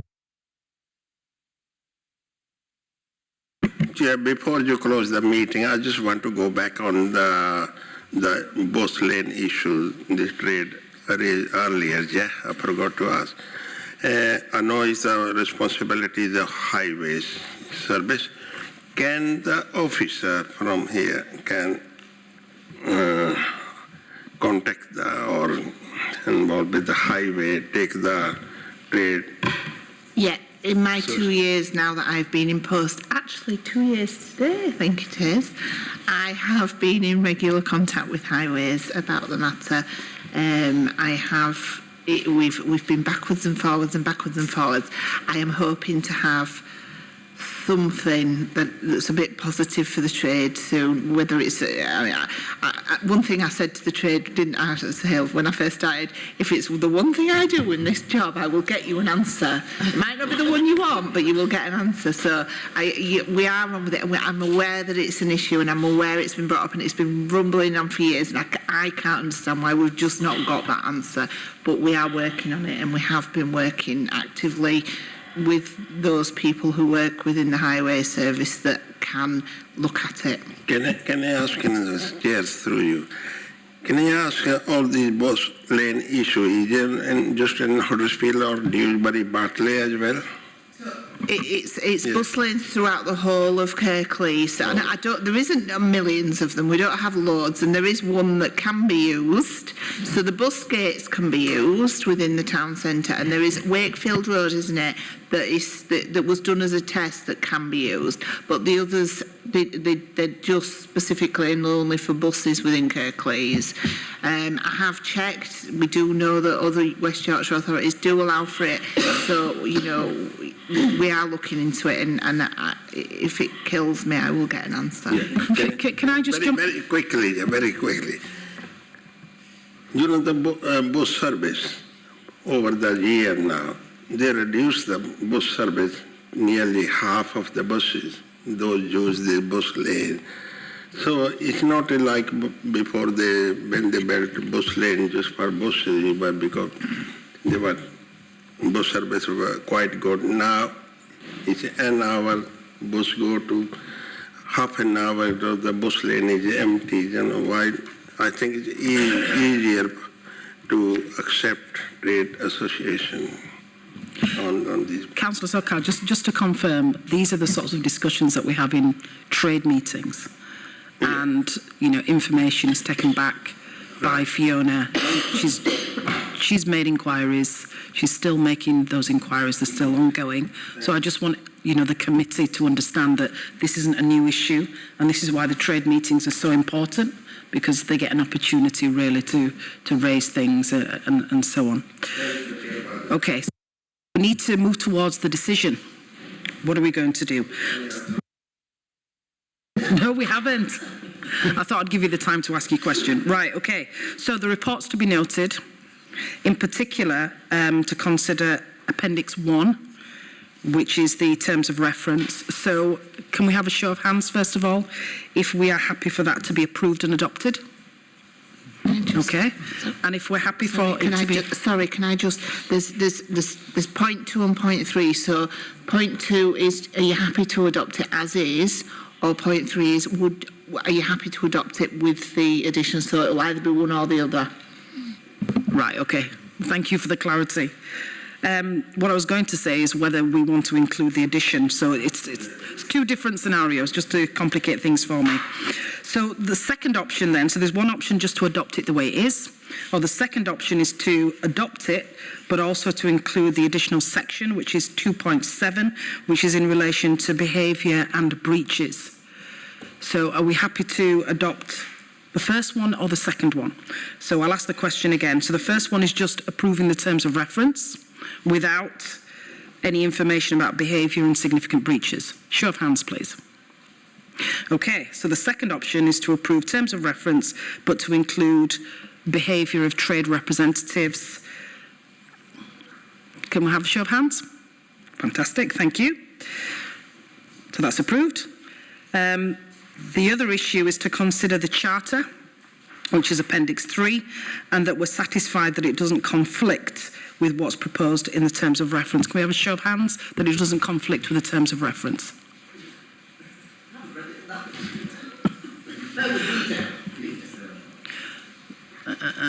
So we have 3 hands.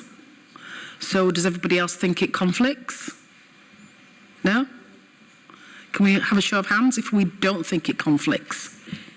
It does not conflict with what's been proposed in the terms of reference.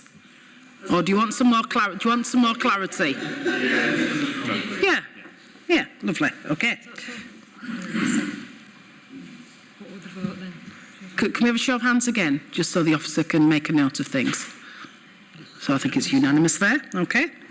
The next one, to consider the GMB and Leeds Constitution, which is Appendix 4, and decide whether to instruct officers to liaise with the GMB and Leeds and other West Yorkshire authorities to try and standardise across the region. Sounds sensible? Show of hands, please. Thank you. The next one is to delegate officers to make any changes to the terms of reference in future in conjunction with the chair. Show of hands. Thank you. And the last one, which is what we had the bit of discussion about at the end, to provide officers with a decision regarding member involvement at association meetings, and it is recommended that members of the committee agree to members other than the chair of Licensing and Safety Committee only being permitted to attend the association meetings at the explicit request of the trade and for observation purposes only. So can we have a show of hands that we agree with that recommendation? Okay. I think that's the end. It's the end of the meeting. So thank you everyone for attending.